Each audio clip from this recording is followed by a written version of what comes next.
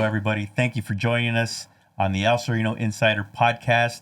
This is our first episode. We just launched it. We're very excited about it. I want to thank our first guest, special guest, Council Member Ysabel Jurado, Council District 14 Council Member. So we appreciate her coming out and joining us. And we look forward to getting started. Here we go. Hello, everybody. Welcome to our first Sereno Insider podcast. We have a special guest here with us today. We're interviewing Council Member Ysabel Jurado. We're very happy to have you. Very excited to launch this podcast. We'll be airing this on Wednesdays, 7 p.m. Every Wednesday, 7 p.m. Make sure you tune in. Make sure you like and subscribe to this channel. And here we go. We're going to get to know Ysabel Jurado, Council Member Ysabel Jurado. How are you? I'm good. Thanks for making me your first guest. I know that you're an MC, a comedian, a tailor, a golfer, everything. And El Sereno's inside guy. So this is an honor. That's it. Thank you. I appreciate it. I try to do it all. Apparently. I'm not great at any one of them, but I try to do it all. I have fun. But, everybody wants to know what the plans are for our community. Yeah. And, you ran, you had a interesting campaign. You were able to beat out Kevin De Leon, which was pretty impressive, pretty surprising. Yeah. Yeah. So surprised me. Yeah. How was that process? Just. I mean, it was brutal for sure. I think starting off as a grassroots campaign, I think was a lot of fun and energy. And you probably know, it was like anything a new small business owner would get to know. Because the first thing I learned was that I needed a fundraise. And it was like any startup. You call everybody you know and you basically beg them for money, to believe. And so then you had to practice your pitch. You had 1 million people reject you. And really trying to get people sold on kind of your vision and honing that in the beginning, which was like pulling teeth. Wow. And took a lot of dedication. Yeah, for sure. Because you have to raise money, right? That's a very important part of this. Especially job, for right? the kind of campaign that we ran, which was based on knocking on doors, which is a lot of investment to pay people versus doing what other folks do, which is just mail. Sending out flyers. Yeah, it's expensive. Yeah. But it also is less time consuming and no hourly wage, right? But what we wanted to do is build off the grassroots feeling and meet people where they're at and talk to people. So we started early and we knocked early, and that's really where our money was going, to make sure people could make a good money while trying to get bought into the vision. Right. And so, it was tough. It's pretty awesome because I saw you walking the streets and talking to people, so that was pretty. I know that was a lot of hard work. It was a lot of hard work. I think the first go around was we were kind of under the radar and we were running, and what seemed like everybody was written us off. And then the second time around was everybody was we went from being you're never gonna win to now you have everything to lose. Wow. Yeah. So it was a whiplash almost of people being you're nobody, and then everyone's you're somebody and you have to win. So it was kind of all this new pressure that came about, because I really didn't think we were going to, I ran on my values, and so it wasn't about winning for me. It was about, pushing the agenda, fighting for our communities and the issues, right? And I'm a true believer in that. But does that mean I wasn't going to work hard? No, I worked really, really hard. And then when we got to the general, it was it was on. This is big time. People are believing in this, so I got to take it seriously. So, so then, it was intense. Yeah, because you caught a lot of traction. You gained some momentum. There was a little hiccup in the road, and then you got through that, right? You got through that. You pulled through that, and then you ended up winning, which was, I was, I've been born and raised in the community, so I see a career politician, one after the other, and it was refreshing to have somebody new come in and now take over the district. Yeah. So it's exciting. So what are your major plans for the community? What do you got going here in El Sereno? What are you thinking? What are you seeing? Is there anything that you want to specifically attack or address? I mean, look, we have like these three big buckets of our priorities that we've developed, on our campaign, but even updated since then, because we've done our listening tour. We're not done yet, obviously, because we haven't met everybody in our district, but we're focused on equitable and holistic city services. When we invest in our city services, our communities feel safer, whether it's street lighting, having our parks open longer, having youth camps open. Like, these are ways to keep our youth safe, and we should be investing in that and making sure that communities like El Sereno get that. Parts of this neighborhood don't even have sidewalks. And what does that mean for families with strollers or people, the seniors that are disabled? And that's another facet of safety, right? Yeah, and I was talking. Sorry, I didn't mean to interrupt you, but talking about sidewalks. Eastern Avenue is horrible sidewalks. I mean, my dad tripped. I know several seniors that have, tripped and fallen. Those sidewalks are crazy. Like 2-3 inches off. And it's all up and down Eastern Avenue. So with a budget crisis going on right now, what does that look like? What are we looking at here? Like, as far as getting those things repaired and addressed? I mean, look, I'm going to be real. Like, our budget is broken at the city. And so, I ran on improving these city services. Right. Streetlights, a lot of streetlights, like right? Streetlights, even this curb stuff. I think the curbs take, 7 years to get repaired as it is. And, trees take double-digit years to get trimmed. And so where we're at right now with the budget being broken and folks getting, laid off, we're hoping it's less, but the final budget will be decided this Friday. Okay. So by the time this airs, it may have already been decided. Okay. But it's like, if you thought your service were slow, because there's going to be less people, they're probably going to be slower. Wow. But, one of the things that has happened, even the time that I've been here, I don't know if you saw the thing that happened in downtown where the trees were vandalized, and we were able to get the city family together and also community organizations that were pitching in and donating so that we could fix, the trees that were vandalized and destroyed and replace them 2-to-1, right?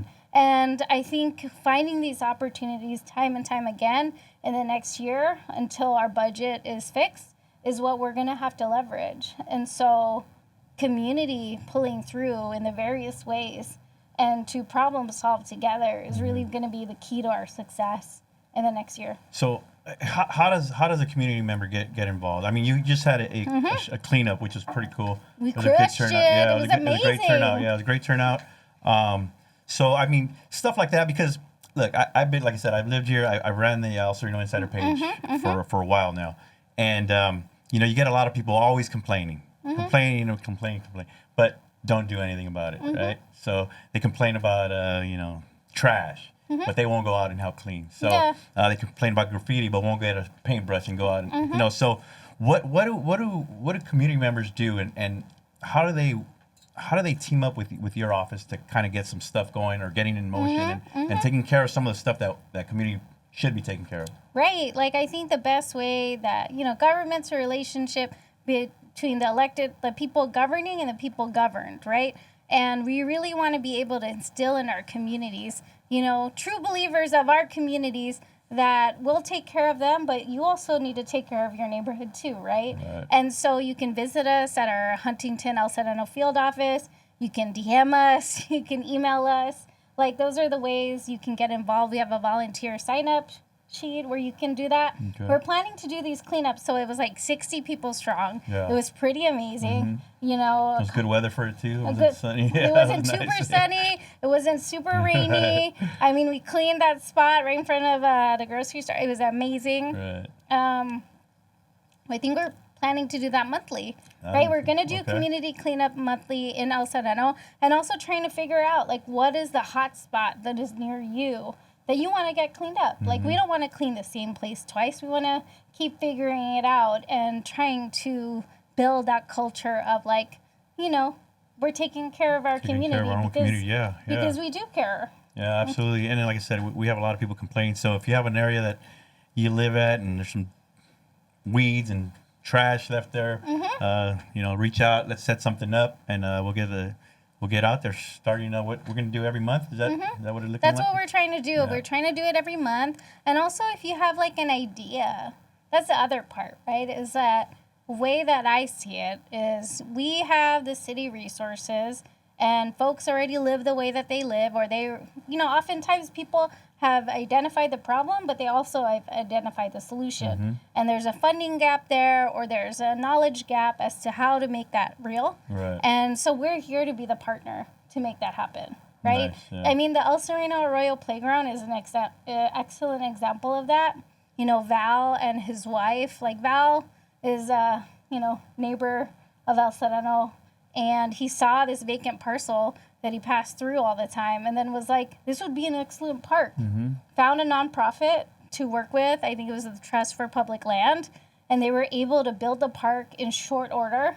And now you have this like community amenity, and volunteers are there. I think they're called the vecinos, who take care of it to make sure it's clean.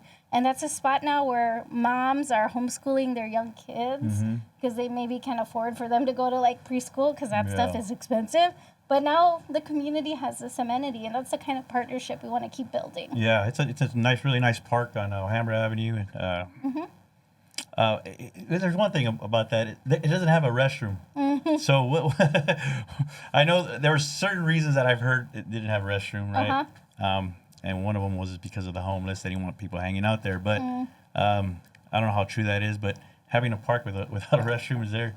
I mean, it's kind of interesting to me, don't you think? Look, I wasn't there when it got built. Definitely. Okay? This was built when Jose Huizar was there. So yeah. I wasn't there when it got built. I don't know if we can build anything new in the next year. There's definitely the survey that's going around by Rec and Parks that's asking folks, what do you want to see in your parks? And if you're a non-traditional user, that's their words, right? Or underserved, like, what do you want? And it's like designed for folks that are like multicultural, multiracial, maybe don't speak English, maybe have different kinds of housing status, maybe, you're in different ages, and trying to figure out how can we make our parks maintain them in such a way and upgraded them so it's for everybody. Yeah, because again, like El Sereno, when you were campaigning, we had a quick interview there, and you saw, it's the tennis courts. There is no tennis courts. There's a lot of empty space now. It's just been sitting there for quite a while. So it's gone through Jose Huizar, Kevin De Leon, and now you. And like I said, I've heard a lot of complaints. But what is there anything in the works for the El Sereno Park that you know of? Well, I think there was like new money that came to the park. And so I think that's in the pipeline. It's in the pipeline? So we're going to get some stuff done? Get some stuff done. And I think there's also that skate park event that's coming up. Oh, you know what? I have no idea about it, so I got to look into that. Yeah, I think it's June, and I forget who's putting it on. But it's like, no matter whether there's investments or not, people are using it, to your point, and people are making the most of it. Yeah. But we're going to try to figure out where the funding is for that. I think there's been money for the playground, the El Sereno Arroyo Playground, that park, but I think also for the El Sereno Park as well. The main park. That's good because I grew up playing ball there all my life, so it's a great park. Met a lot of good people there. So I think there's Prop K money, but that's too in the weeds. Okay, we'll look into that. As far as homeless, houseless,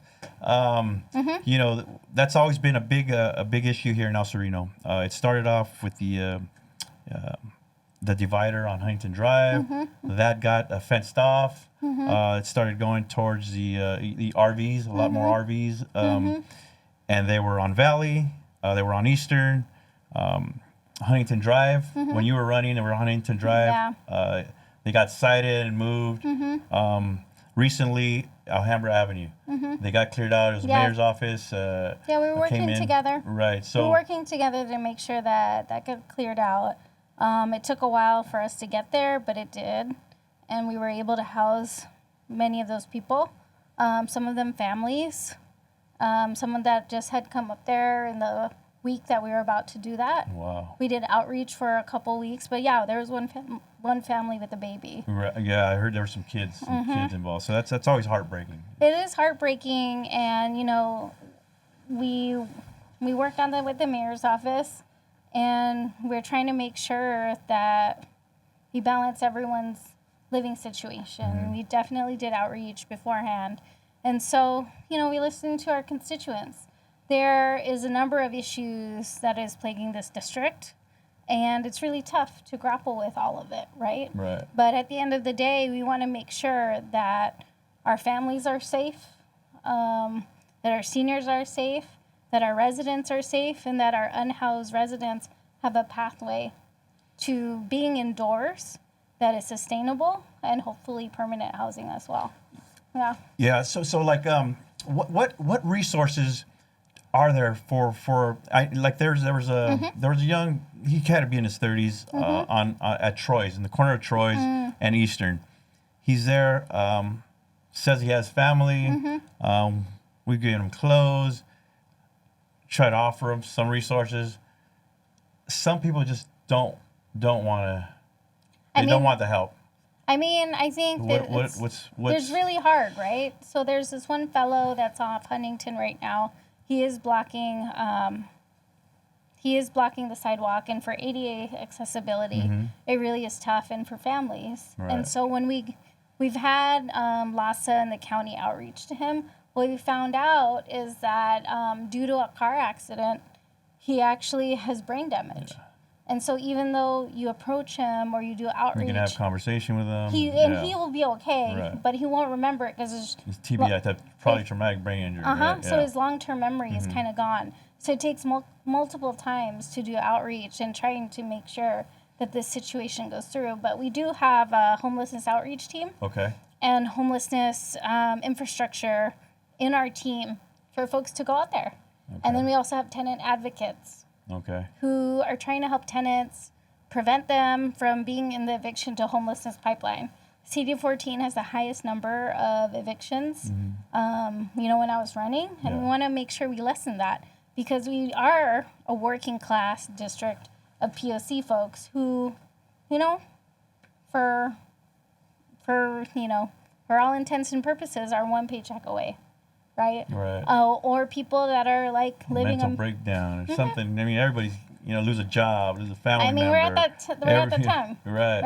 And there's so many people in El Sereno that are like families that have multiple living in the household with different situations and are taking people in and caring for folks that are close to the brink. Right. And so with our team, you can call our office. We manage the intake.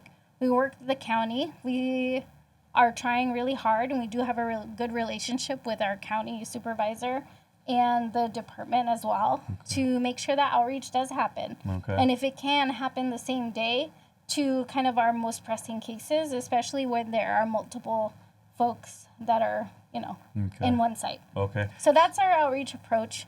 I mean, with RVs, the city is grappling with how we deal with the RVs. Situation.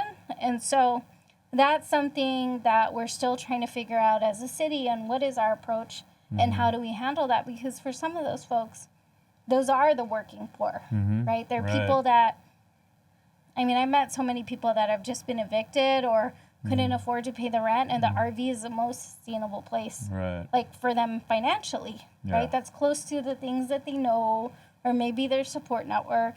But we hear our other constituents when they say, we do want a clean street, right? And it is a hygiene and public safety issue. But as we grapple with that, how do we balance it? Yeah, balance it. Yeah, because it's a balance. I mean, they're families. They're actually families. There was I know a teacher who was living in one of those RVs when they were on Eastern. So I mean, it's working people. It's they're not all doing drugs. They're not all doing whatever, shooting up. And some people are in some hard situations in which some of these people that run the RVs are kind of like van lords and can be exploiting some of these families. Yes.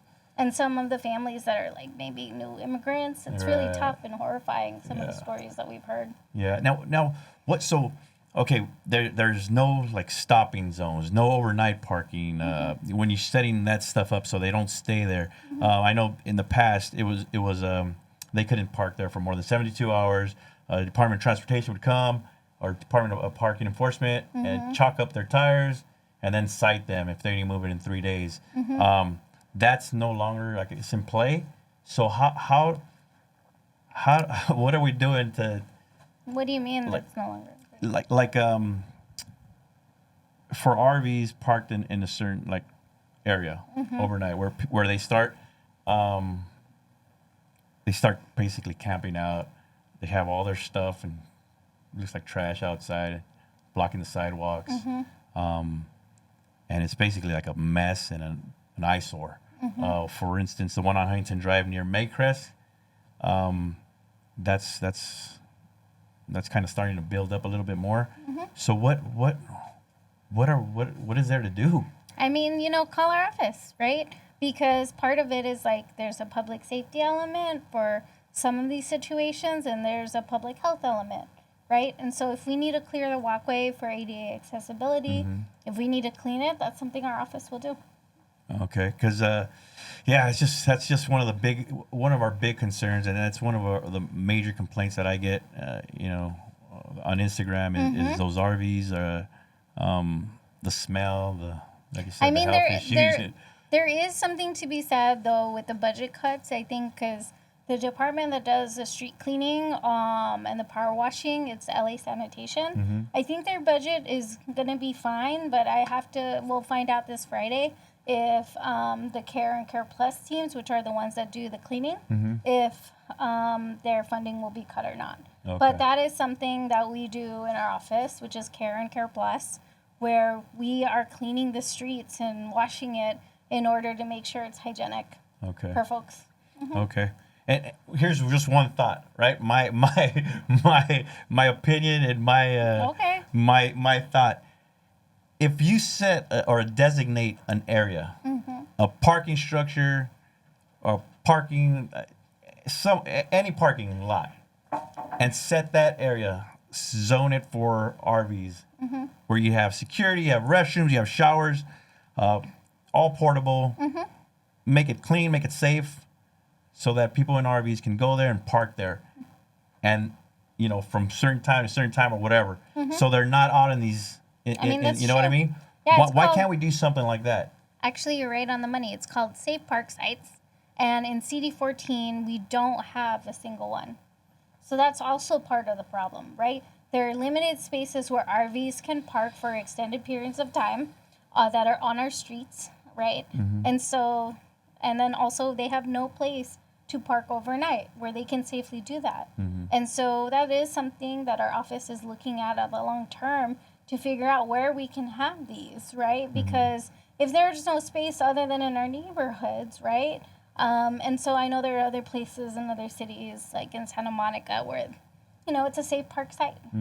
And trying to look for those spaces for those folks so that they can, the working poor and the invisible homeless people that live in their cars, they do need these amenities, Yeah, for right? sure. And some of them are working 3 jobs already, and this is the best thing for them. Right. Like, this is what they can afford, and I don't want to punish them for just trying to live, right? Right. Yeah, absolutely. So It's a balance. It's a balance. That's a great idea, Victor. Someone already thought of it. So sorry. Yeah, no, it's okay. I thought about it a long time ago. It's just the first time I'm sharing it with you. No, okay, we discussed the homeless. Now, what about potholes, street repairs, lights? I know there's a new 311 app. So you're kind of pushing that for a little bit, right? I mean, we push 311 as a city. If you see it, take a picture, download the app, and put it up there. When we do a community cleanup, that's what we do for bulky item pickup, for any trash that you see on the street. That's how you can report the service. And actually, the best way for constituents to get something done for themselves is if they see the issue, they file 311 requests, and then they contact our office. Okay. Because once we have a record of it, then we can contact the department and ask them, where Where is that? Okay. So there's like a file number already. Okay. Exactly. All right. So So, we have go to something 311 app. 311 app.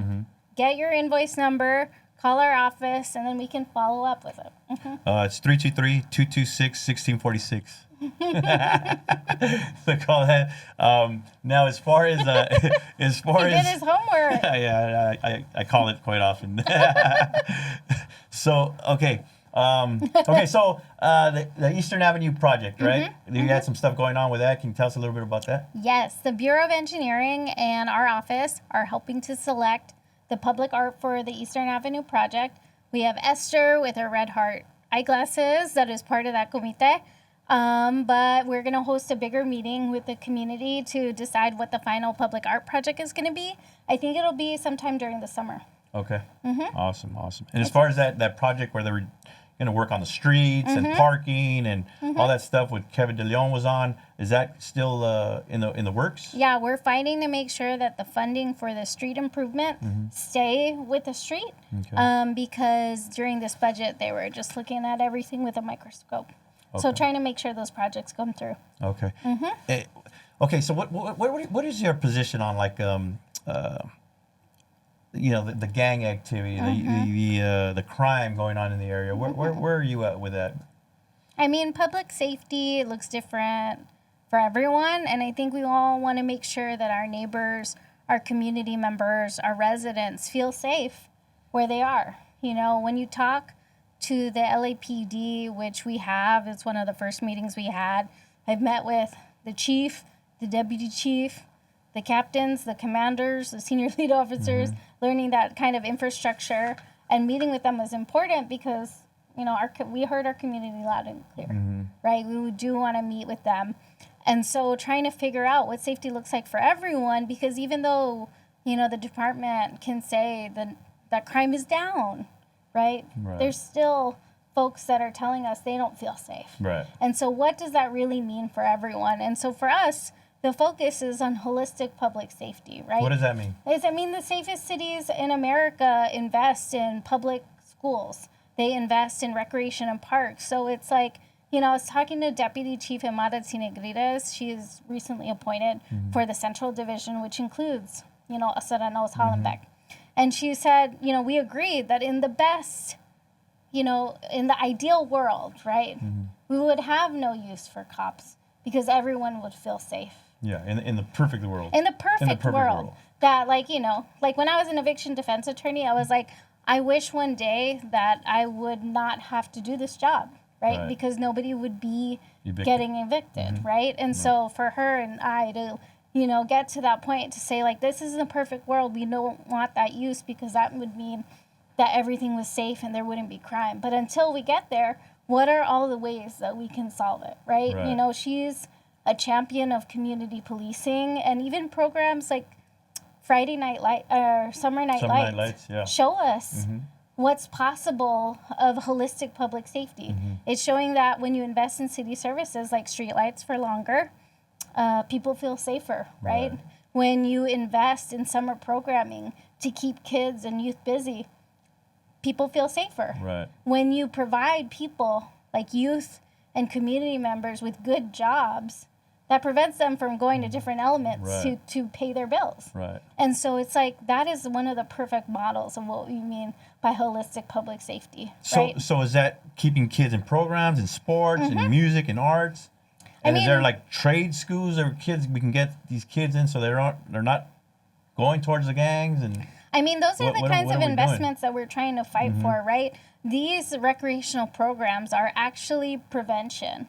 In other places, you'd call it gang prevention and intervention. Right? Like even my friend Daisy, who's in Lincoln Heights, she runs PUC Excellence, like a boxing clinic. And it's this boxing clinic, which is like gang prevention or intervention for these kids that have free time. They have a lot of energy. And why don't we redirect it? Into something that's athletic, gets them tired, occupies space and time. Absolutely. And then she also, as a part of that, also talks about college because she's a law student. She works in a corporate business. She does this like community service as well. And she's wanting to show the kids like there's different ways that you can get involved, and also there's a future outside of this as well, right? Right. And so as far as like with your office, how do we get that going here in El Sereno? Is that, you know what I mean? I mean, we've been fighting for the budget to make sure that these gang reduction and youth development programs stay in place. I mean, I'm also the chair of the Arts, Parks, and Neighborhood Enrichment Committee, which is in charge of recreation and parks, which is in charge of, the museums and arts and culture. And so figuring out ways how we can continue to support these recreational programs, fighting for city services, those are things that we're trying to do. And also talking to community stakeholders, right? Like if you feel unsafe, tell us what it is, and we're going to try to make sure that we address it in some form. Like, our office is regularly going to these community, the CPAB meetings, the Community Public Advisory. With law enforcement, with law enforcement and other stakeholders, because we want to hear what's going on in the community. Right. We also have a small business liaison. His name is Josue. That's going to help small businesses, especially, community-owned. No, it's not just about financing or legal services. It's also about, like, what are some of the tenant improvements that maybe you need help with as well to make you feel safer? And those are the things that we're thinking about as we continue to evolve and meet all of the needs. Right. Okay, and as far as just to get a little bit of background for, you grew up in Highland Park, right? Yeah, I still live there. Can you tell us a little bit about that growing up and your schooling? You went to a local school, ended up at UCLA, pretty awesome. So can you kind of walk us through that? Yeah, I'm Highland Park born and raised, still living in the house I grew up in with my dad. I come from a Filipino family of noisy people. We were the family on the street. I always say we were the family on the street that always had a party, but it had no reason. It was just the weekend. Right. So very similar to a Mexican family, right? Yeah, so, yeah. Definitely, we just invited everyone. And, you come by with your beer. There's a boxing match. Our house was definitely, like my aunt's house, who had the parties, was definitely too small. But it was, like, full of people that were just like, it's the freaking weekend. Let's have a good time. Exactly. And then I was raised, I'm still Catholic, but went to a Catholic school, so was at St. Ignatius, went to Immaculate Heart, and then went to actually a Jesuit college, but I got pregnant, so I had to come back home. Okay. So I had to drop out from there, went to community college in UCLA. Wow. Yeah. And so my upbringing was in Highland Park in the 80s and the 90s. And the 2000s, and saw it really change, right? And in that, making sure that I don't lose all the best parts of my upbringing as things have changed is something that's really important to me. Right. I think community is the people that have been there, which I think often gets overlooked in our conversations of like modernization or changes, right? But I definitely think that we can celebrate the community that have historically been there and also bring in community that decides, chooses to be with us, right? And I think there's a way that we can have a little bit of both, because at the end of the day, like, look, I was a Filipino girl growing up with like Mexicans and Chinese folks, and it was super diverse, right? And I want to celebrate that, because I think that's where creativity thrives. And that's what LA is. Right. A little melting pot of different people, right? Yeah. I mean, look at us. Yeah, for sure. You're a comedian. Just because I look funny, funny looking. Yeah. As my dad would say to me. I have a quick question. Yeah. So I hear your dad is an entrepreneurial, right? He's got that spirit. Oh God. I heard, and I don't know, you can share this story. Oh yeah. He made some weights, some dumbbells. Oh, his dumbbells? Yeah. Tell me about that. Oh yeah, when he duct taped 2 bricks together, and then he duct taped old telephone wire around it, and then he made 2 of them. That's his dumbbells. Yeah. That's pretty awesome. It's pretty creative, I'm telling you, the brokest people I know are the smartest people I know. Creative. Look, they come up with a rent every single month. You don't even know how it came through, but it always does. Yeah, and that's what my dad calls Filipino ingenuity. That's awesome. He comes up with all this crazy stuff. Yeah. And you guys are pretty close, right? I mean, he's always with you. I've seen him at the City Hall. He went to Mother's Day events in El Sereno and Boyle Heights. and he was a big hit. Yeah. He knows how to dance. Nice. He still has his hair, so Oh shit! How old is he, by the way? 70s, 80s? he's 67. He's still young. Yeah, still young. Shoot. Is he looking for a stepmommy for you or Oh. something? Ew. No, he would never betray my mother. That is his love of his life. Yeah. But he is an excellent dancer. Awesome. So How about you? We got invited to come back to Father's Day. Oh, A lot of the constituents seniors? want to celebrate Seniors? Father's Day Oh, with my dad. damn. Whoa. Yeah, I'm gonna step out of the way. Let him work. Yeah, he's our senior. Volunteer liaison. Oh, awesome, Yeah. awesome. That's pretty cool. Yeah, with his broken Spanish. Yeah. Really, that's awesome. All right, anything? Just like some quick notes. What do you like to do for fun? Anything you like to do for fun in particular?